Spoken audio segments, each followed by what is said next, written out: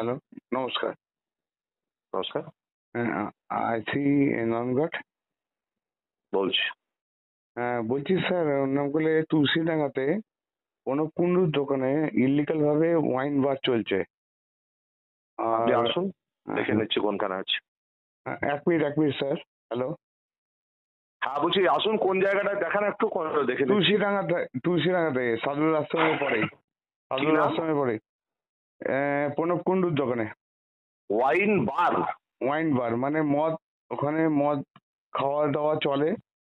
ঠিক আছে, আমরা দেখে নিচ্ছি, যদি হয় তাহলে আইনগত ব্যবস্থা নেবো। যদি না, হয় তো। আইনগত বাপে ব্যবস্থা যদি না। হয় তাহলে আইনগত ব্যবস্থা নেবো, না হলে আপনার ফোনে কোনো গুরুত্ব নেই। যদি হয় ব্যবস্থা নেবো। ওকে, বুঝলাম, ঠিক আছে। আপনি না কে? আমি আমার ক্লাবের সেক্রেটারিকে আপনি ল অ্যান্ড অর্ডার বানাবেন, আপনি ল অ্যান্ড অর্ডার, আইন আপনার বিরুদ্ধে ব্যবস্থা নেবে। আপনি আইন শৃঙ্খলা যত পরিস্থিতি তৈরি করছেন, আইন আপনার বিরুদ্ধে ব্যবস্থা নেবে, এটা আপনাকে বলে দিয়ে গেলাম এখানে। আপনি আইন শৃঙ্খলা ভাঙুন, যদি আইন আপনার বিরুদ্ধে ব্যবস্থা নেবে আইনগতভাবে। হ্যালো, নমস্কার। নমস্কার। একটু আগে এই নাম্বার থেকে কল করেছিল, আমি আছি রামনঘাট বলছি। হ্যাঁ বলুন স্যার। কোথায় মদ বিক্রি করছে ওকে পাঠান, আমি আছি এখানে দাঁড়িয়ে। কোথাও কোনো নাই? স্যার, আমি বলছি ওই যে সাধু আশ্রম যে আশ্রমটা। ফোনটা করছিল ওকে ফোনটা দেন আপনি। হ্যাঁ স্যার, আমি ওনার ওয়াইফই বলছি স্যার। আমিও জানি ওখানটায় যে কলকাতা আসা যাওয়ার পথে দেখি তো। যে ফোনটা করেছিল তাকে ফোনটা দেন আপনি। হ্যাঁ স্যার বলুন। আমিও ছিলাম। আপনি ফোন করেননি, মহিলা ফোন করেনি, পুরুষ করেনি। বলুন, আমি বলছি। আপনি আসুন, কোন জায়গাটা মদ দিচ্ছে দেখান, আমি দাঁড়িয়ে আছি। আপনারা দেখছেন আদর্শ তিতুমির পত্রিকার সঙ্গে রয়েছি আমি ধৃতরাষ্ট্র।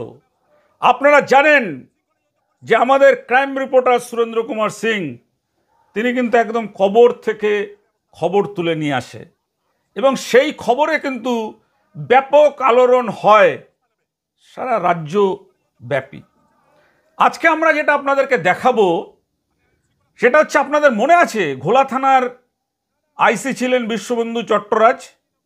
তার তো বিভিন্ন নানান কীর্তি কাহিনী আমরা নিয়মিত দেখাচ্ছি আর দেখিয়ে যাব, কারণ যতক্ষণ না তিনি সংশোধন হবেন ততক্ষণ কিন্তু আমাদের সংশোধন করার প্রচেষ্টা চলতেই থাকবে। আজকের দেখুন আপনাদের দেখাবো, আপনারা জানেন যে বিভিন্ন থানাতে, বিভিন্ন খবরের কাগজে বিভিন্ন সময় বিজ্ঞাপন দেওয়া হয় পুলিশের পক্ষ থেকে। কি বিজ্ঞাপন দেওয়া হয়? যে আপনার বাড়ির পাশে বা আপনার চোখে যদি কোনো আমাদের অন্যায় কোনো কাজ হয়, কোনো রকম বেআইনি কাজ হয় বা কোনো রকম দুর্নীতিমূলক কাজ হলে সাধারণ মানুষ তার নাম গোপন রেখে আমাদের খবর দিতে পারেন। এটা পুলিশের কিন্তু বলা হয়।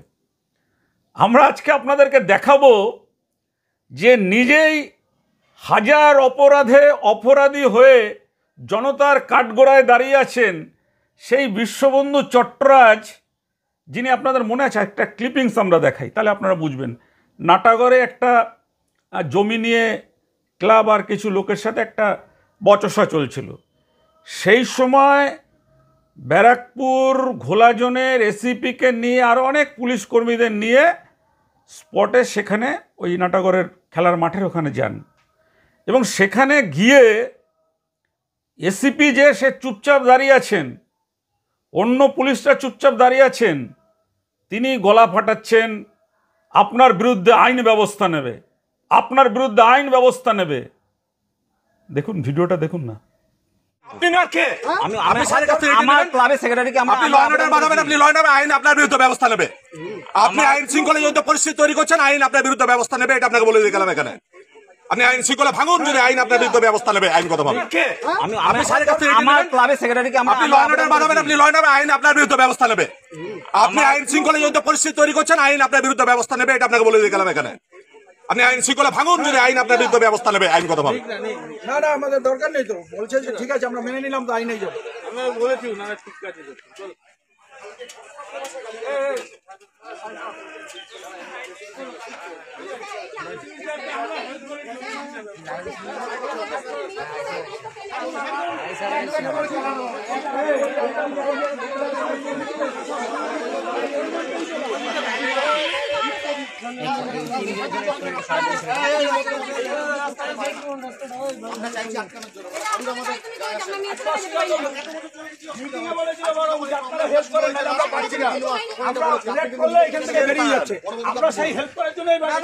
কিসের হেল্প করাবে বাতাও যে কোনো জায়গায় কোনো যদি ফালতু কাজ হয় আপনি আমাকে ফোন করুন, আমি ডেফিনেটলি সেরে দেখবো।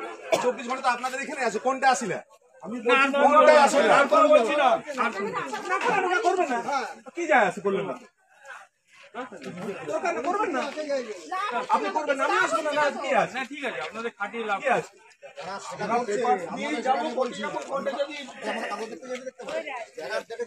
ব্যবহার করতে সেটা নিয়ে কোনো কথা উনি সকালবেলা যে নিয়ে এসেছিলেন অফিসার, তিনি বলে গেলেন যে বাড়িওয়ালা ভাড়াটিয়া আছে, বাড়িওয়ালা ভাড়াটিয়া এর মধ্যে এটা চলছে।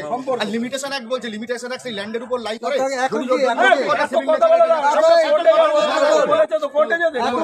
লিমিটেশন অ্যাক্ট লাই না করে তাহলে কোর্টে মামলা করে, আরে লিমিটেশন সিভিল শুটে যাবে, টাইটেল শুটিং তখন টাইটেল শুটিং এই তাহলে হচ্ছে লিমিটেশন অ্যাক্ট আসছে কেন? তাই তো তখন টাইটেল শুটিং আসে তাহলে সিভিলটাই হবে, আসছে না কেন? রাস্তা হবে না, উনি সেটাই বলছেন। পুরো কাজ বন্ধ থাকবে এখন না, পুরো কাজ ও স্যার আপনারা এটা পরিষ্কার করে দিন। না না, পুরো কাজই বন্ধ রাখবো, কারণ আমি ফালতু ইনভেস্ট করবো না। আমি করছিলাম যে এটার জন্য একটা গেট রাখা মানে পুরো আমি ফালতু ইনভেস্ট করবো না, আমরা কি করবো না করবো বলেই গেছে বন্ধ থাকবে। আপনারা দেখলেন, শুনলেন যে আইন ব্যবস্থা নেবে। এবার আইনের যে আইপিসি বলুন বা এখন যেটা নতুন আমাদের আইনে এসছে বিএনএসএস, ভারতীয় ন্যায় সংহিতা, সেই ন্যায় সংহিতা যদি আপনার হাতে থাকে, আপনি পুলিশ বলে আপনি কি সেটার অপব্যবহার করতে পারেন? আপনি তো মানুষকে সাবধান করেন যে আপনি আইন নিয়ে খেলছেন, আপনি আইনে রে করছেন, আপনার বিরুদ্ধে আইন ব্যবস্থা নেবে। আইনটা কোথায় ব্যবস্থা নিচ্ছে? আপনি যে ঘোলা এলাকায় এত অন্যায় কাজ করে গেছেন, অ্যাসিড মারেনি লিখে দিয়ে গেছেন, অ্যাসিড মেরেছে, কেস করে তাকে জেল খাটিয়ে নিয়ে এসছেন। পক্সো কেস হয়নি, মিথ্যা আপনার সম্পর্কে যারা দুর্নীতির খবর প্রচার করেছিল তাদের বিরুদ্ধে আপনি পক্সো কেস দিয়ে চলে গেছেন। একজন ওলা ড্রাইভারকে তুলে নিয়ে 17 দিন পিটিয়েছেন। একজন অন্ধ মায়ের সন্তানকে 41 দিন জেলে বন্দি করে রেখেছেন।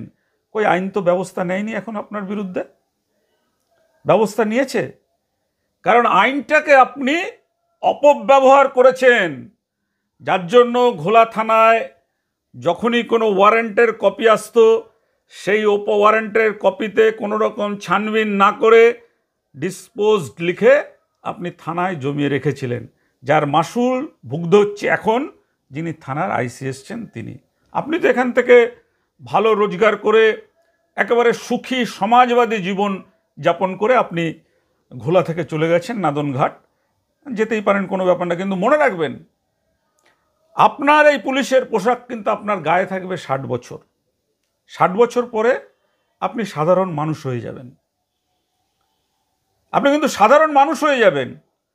আজকে যাদেরকে আপনি এই বিএনএসএসের জোরে ক্ষমতার বলে আপনি মিথ্যা কেস দিয়ে কারো কারো জীবন নষ্ট করে দিয়েছেন, একটি বাচ্চা ছেলে, সে নিশ্চিত চাকরি পাওয়ার জায়গায় যখন পৌঁছে গিয়েছে, তখন স্পেশাল ব্রাঞ্চ থেকে তদন্ত করে জানানো হলো যে এই ছেলের নামে পক্সো কেস আছে। আর সেই পক্সো কেসটা কে করেছে? বিশ্ববন্ধু চট্টরাজ। ভাবছেন আমরা কেন লড়ছি? আমরা লড়ছি আমাদের সাধারণ মানুষ যারা, তাদের ওপরে যেভাবে অত্যাচার হচ্ছে বা অত্যাচার করে গেছেন, সেটা নিয়ে কথা বলতেই হবে আমাদের। সেটা নিয়ে যদি আমরা কথা না বলি, তাহলে এই চেয়ারে বসার চাইতে আমাদের মরে যাওয়া ভালো। এটা আমাদের শপথ। এইবার এই পুলিশ অফিসারকে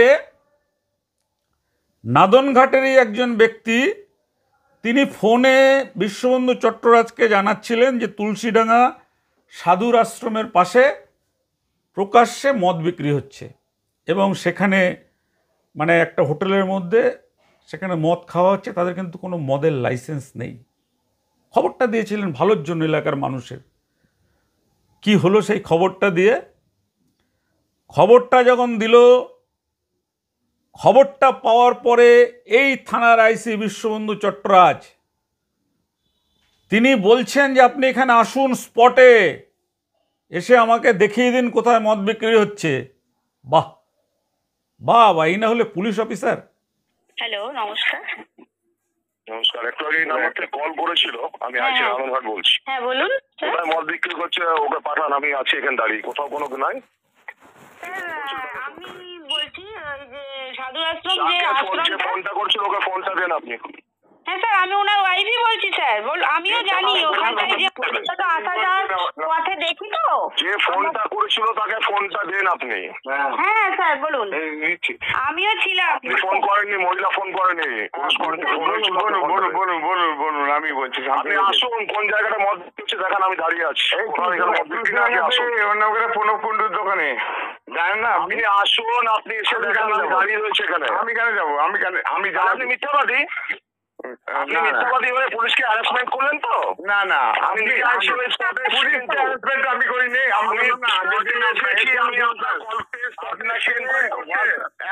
আমি কোনো কিছু পেলাম না, আপনি মিথ্যা হ্যারাসমেন্ট করলেন। আপনার আইনি ব্যবস্থা করতেই পারেন তো, আইনি ব্যবস্থা নেবো। হ্যাঁ একদম করতে পারেন, আপনার কাছে আইনি ব্যবস্থা নেবো। একদম।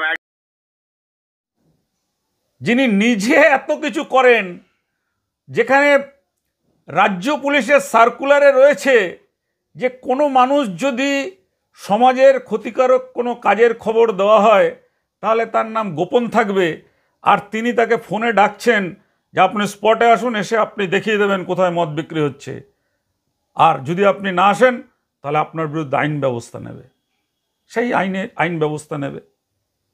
আর আপনারা তো জানেন যে এই আইনটাকে কিভাবে একজন পুলিশ অফিসার, একজন আইনজীবী, তারা কিন্তু যে কোনো ঘটনার মূল্যায়ন করে পুলিশ কেস নিয়ে তারপর কিন্তু পুলিশ চার্জশিট তৈরি করে ঘটনার সত্য তৈরি করে তারপরে আদালতে পাঠান, এবং আদালতের যে সরকারি আইনজীবী আছে তারা কিন্তু পুলিশের পাওয়া তথ্যের ওপর ভিত্তি করে জজের সামনে সওয়াল করেন, এবং জজ সাহেব সেই সওয়ালের পরে আইনি ধারায় সেই অপরাধী বা অভিযুক্ত বা আসামি যাই বলুন না কেন তার সাজা হবে কিনা সেটা কিন্তু নির্দিষ্ট করেন জজ সাহেব।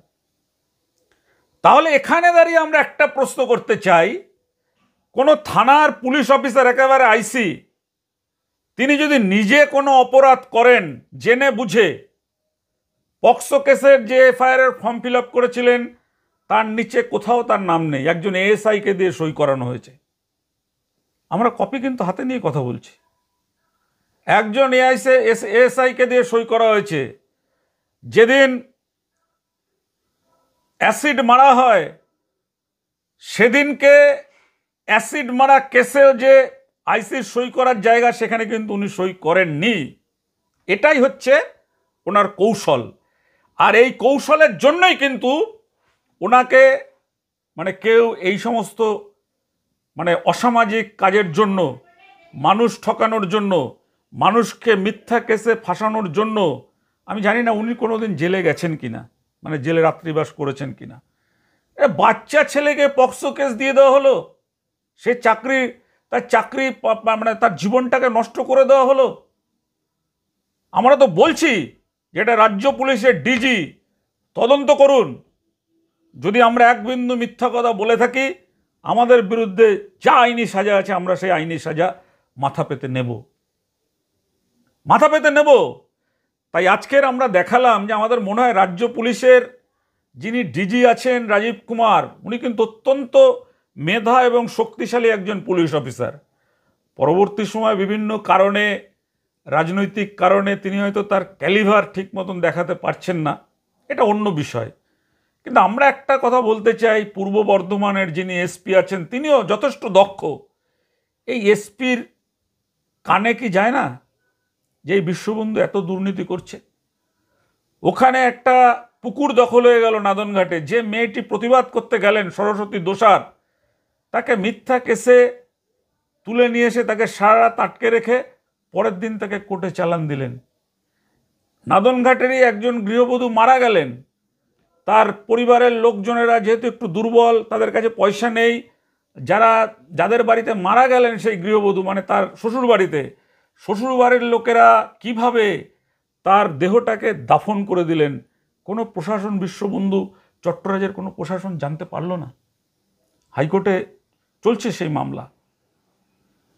অন্য যত পুলিশ অফিসার আছেন, আমরা সব পুলিশ অফিসারের কাছে অনুরোধ করব, আবেদন করব যে আপনারা খোঁজ নিয়ে দেখবেন যে কিভাবে একটা বাচ্চা ছেলেকে পক্সো কেসে অভিযুক্ত করে তার জীবনটাকে শেষ করে দেওয়া হলো, কিভাবে আরেকটি ছেলেকে মিথ্যা পক্সো কেসে তাকে 42 দিন জেল খাটিয়ে নিয়ে আসা হলো, কিভাবে একটি লোক অ্যাসিড মারেনি তার স্ত্রীকে, সেই লোকটিকে 14 দিন জেল খাটিয়ে নিয়ে আসলো। কেন কেন এগুলো করা হলো? এগুলো কিন্তু করা হয়েছে সবটাই টাকার জন্য। কবে তদন্ত হবে? জাতীয় মানবাধিকার কমিশন তদন্ত করছে। একজন সিআরপিএফ জওয়ানকে তুলে নিয়ে গিয়ে তাকে মেরে রক্তাক্ত করে দেওয়া হয়েছিল। এগুলো সবই আমরা দেখেছি, আমরা দেখিয়ে যাব। কিন্তু আজকের ঘটনাটা আমরা মনে করি যে এই বিশ্ববন্ধুর কথাটা যদি লোক জানতে পারে, তাহলে আর পুলিশকে কোনো সাধারণ মানুষ কোনো খবর দেবে না। কারণ মানুষ যদি খবর দেয় আর সেই খবর যদি পুলিশের বিপক্ষে হয়, তাহলে পুলিশ তো ধরবেই না, উল্টোই বিশ্ববন্ধুর মতন চমকাবে, আপনি আসুন, এখানে আসুন, এসে আপনি দেখিয়ে যান, নাহলে আপনি আইন ভেঙেছেন, আপনার বিরুদ্ধে ব্যবস্থা নেব। এলাকার সব মানুষ তো জানে কোথায় কোথায় মদ বিক্রি হয়, কি হয়, সব জানে। আর বিশ্ববন্ধু বাবুও জানেন কোথায় কোথায় মদ বিক্রি হয়, কোথায় কোথায় কি হয়, সব জানেন। এই যে অ্যাসিড মারা কেসটাতে এমন হয়েছিল যে 1 ঘন্টার মধ্যে স্পটে চলে গেছে সেই অ্যাসিডের শিশি উদ্ধার করার জন্য। আমরা নাম বলছি না, একজন পুলিশের এসিপিকে বলা হয়েছিল যে ওখানে অ্যাসিড মারা হয়েছে। তারপর যখন তার ঘ্রাণ নেওয়া হয়েছিল, কোনো অ্যাসিড ফ্যাসিড কিছু না, মানে কোনো অ্যাসিডের কোনো ঘ্রাণই পাওয়া যায়নি, তবুও সেই ছেলেটাকে জেলে পাঠিয়েছিলেন। অনেকে এই চক্রের মধ্যে যুক্ত রয়েছেন। ঘোলা থানার এখন যিনি আইসি আছেন, যিনি ঘোলার এসিপি আছেন, যিনি ডিসি সেন্ট্রাল রয়েছেন ইন্দ্রবদন ঝা, যিনি ডিসি ডিডি রয়েছেন সম্মানীয় চারু শর্মা, সর্বোপরি যিনি পুলিশ কমিশনার রয়েছেন মুরলীধর শর্মা, এরা যদি মনে করেন যে কিভাবে এই লোকটি পুলিশকে ধোঁকা দিয়ে পুলিশের থেকে আগে যিনি পুলিশ কমিশনার ছিলেন তার থেকে অ্যাপ্রিসিয়েশন সার্টিফিকেট নিয়ে তবে নাদনঘাটে গেছেন, হোক না একবার তদন্ত, আমাদেরকে তদন্তে ডাকা হোক, আমরা কাগজ নিয়ে যাব। যদি আমরা প্রমাণ দিতে না পারি, তাহলে ওখান থেকেই আমাদেরকে জেলে পাঠিয়ে দেওয়া হোক। আমরা জেলে যেতে আমরা ভয় করি না। বিশ্ববন্ধুর মতন এরকম দুর্নীতিগ্রস্ত লোক যেভাবে মানুষের জীবনটাকে ভেঙে দিয়েছেন, যেভাবে মানুষের পুলিশ সম্পর্কে মানুষের ভেতরে একটা আতঙ্ক তৈরি করেছেন, তার শাস্তি আমরা চাই। আজকে আপনারা তো শুনলেন পুরো রেকর্ডিংটা, যে কিভাবে ওই লোকটিকে ডাকছেন। যারা পুলিশে চাকরি করেন তারা তো অবশ্যই মতামত দেবেন যে এইভাবে কাউকে ডেকে উনি চিহ্নিত করে দিতে পারেন কিনা যে এই লোকটা মদ বিক্রির খবর দিয়েছে, জানাবেন। সাধারণ মানুষও জানাবেন। আজকে এ পর্যন্ত দেখুন, এরপরে আমরা নিয়ে আসব আরও কিভাবে মানুষের ওপর তিনি অত্যাচার করেছেন, একের পর এক আমরা নিয়ে আসব, এবং কিভাবে তার সম্পত্তির বহর বেড়েছে। এবং আমাদের খবরের জেরে ঘোলা থানার একজন পুলিশের ড্রাইভার ডাকমাস্টারকে যে গাড়ি তাকে খাটাতে দেওয়া হয়েছিল, সেই গাড়ি কিন্তু তুলে নিয়ে চলে গেছেন নাদনঘাটে। নাদনঘাট যান না, একমাত্র আপনি মানে কি বলবো, নাদনঘাট তো খুব কাছেই, আমাদের এখান থেকে হয়তো 3-3.5 ঘন্টা লাগে। নাদনঘাটে নিয়ে আপনি লুকিয়ে বাঁচতে পারবেন না।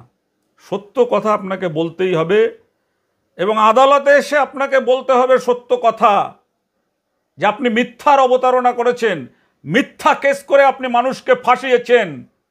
আমরা রাজ্যের কিন্তু এমন পুলিশ, এই ব্যারাকপুর কমিশনারেট আর কোনো আমরা দেখতে পাই না। যেভাবে ঘোলা থানাটাকে একেবারে কলঙ্কিত করে গেছেন, তোলাবাজির আখড়া তৈরি করে দিয়ে গেছিলেন, সেজন্যই আমরা আজকে আপনাদের সামনে এটা তুলে ধরলাম। আপনারা দেখুন, আপনাদের মতামতটা কিন্তু আমাদের জানাবেন, মতামতটা জানাবেন, ভিডিওটাকে একটু শেয়ার করে দেবেন। দেখুন, এই ভিডিওগুলো শেয়ার না করলে যে মানুষের ওপর অত্যাচার হচ্ছে তারা কিন্তু কখনো জোটবদ্ধ হতে পারবে না, তারা কিন্তু কখনো ঐক্যবদ্ধ হতে পারবে না।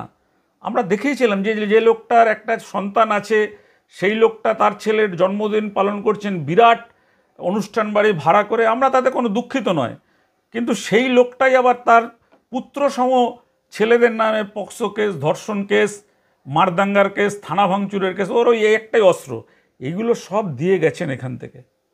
ভাবতে পারছেন? এখন সব উঠছে এক এক করে।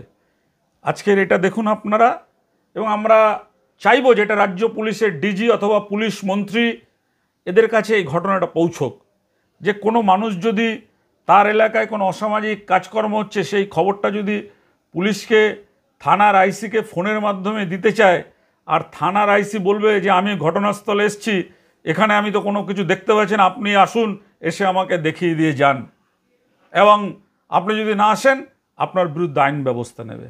দেখুন, মনে হচ্ছে যেন আইনের মানে যে সংবিধান, এই সংবিধানটা বোধহয় একমাত্র বিশ্ববন্ধুবাবুর কেনা সংবিধান, আর নয়।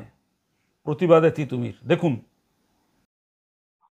হ্যালো হ্যালো, হ্যালো, হ্যাঁ এই নাম্বার থেকে ফোন এসেছিল। হ্যাঁ হ্যাঁ আমি করেছিলাম। হ্যাঁ বলুন। বড়বাবু নাম্বারটা দিয়েছেন। বলছি উনি ফোন করেছিলেন বড়বাবুকে। হ্যাঁ কোন হ্যাঁ হোটেলে কি সব হচ্ছে? আমিও সাইডে ছিলাম, বলুন স্যার। হ্যাঁ, কোন হোটেলে নামটা সেই জন্য আসতে হ্যাঁ বলছিলাম। বলছি, ওই যে শ্রী লক্ষ্মী ধাবা। আমি শুনুন, আমরা হলাম আম পাবলিক, আমরা তো একটা ইনফরমেশন দিতেই পারি স্যার, যদি আমরা হ্যারেস হই তাহলে তো আমাদের একটা সাধারণ মানুষকেও কমপ্লেন করতে চাইবে না। আমি আমার হাজবেন্ডকে বারবার বারণ করছি করো না, আমি তো চাইবো আমার ফ্যামিলি, আমরা 3 জন থাকি, আমরা যাতে না হ্যারেস হই, কিন্তু একটা ইলিগাল ব্যাপার, সেটা আমরা চোখের সামনে দেখছি দুটো দিন যাবত, তাই বলেছে স্যার। এটা যদি আমাদের, এটা তো বলতেই পারি আমরা। না অবশ্য আমরা চাইছি তো, আমরা তো চাইছি পাবলিকের কাছে। আইসি স্যার আমাদের বললো যে আপনার বিরুদ্ধে লিগ্যাল অ্যাকশন নেব, আমরা তো এটা কমপ্লেন করেছি স্যার, আর আমরা নাই আসতে পারি। হ্যাঁ, ধাবা অ্যান্ড রেস্টুরেন্ট, ওটাতে কন্টিনিউ ওয়াইন বার চলে। তুলসীডাঙ্গা একদম প্রণব কুন্ডু প্রপাইটার, প্রণব কুন্ডু হলো ওইটার মালিক। একদম আপনি সাধু আশ্রমের আশ্রম পেরোলেই একটুখানি পেরিয়ে গিয়ে দেখতে পাবেন দুটো ওই ব্যাংকোয়েটটার আগে, ঠিক আছে, ওই ঠিক আছে হ্যাঁ ভৌমিক ক্যাটারারের ওখানে।